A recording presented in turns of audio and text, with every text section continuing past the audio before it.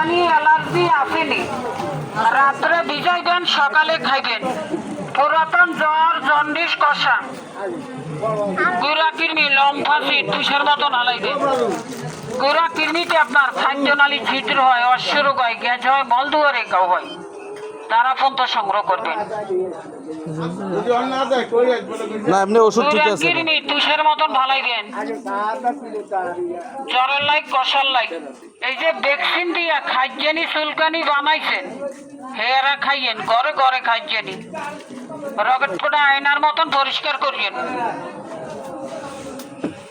জ্বর, জন্ডিস, কষা, liver, পিলাই, gastric, চুলকানি ও খাইজেনি আসেনি।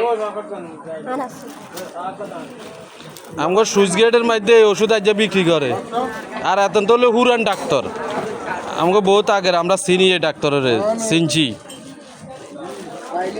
আরও কথা ধরেন 15 বছর আগে হইতে চিনি এই ওষুধের ডাক্তারের, নিজে নিজে এগুলা বিক্রি করতে, এটা ঠিক আছে।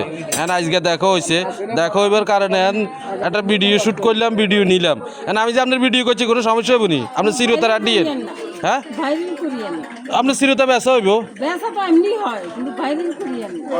তা আপনি যে বেচেন এটা, আপনি যে বেচেন এটা আপনার কোনো ট্রেড লাইসেন্স টাইসেন্স কোনো কিছু আছে নাকি জানি এটা আপনি না জানেন, আমি কইতে পারি।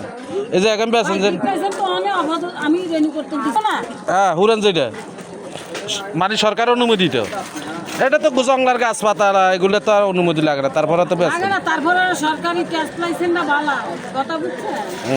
ঠিক আছে।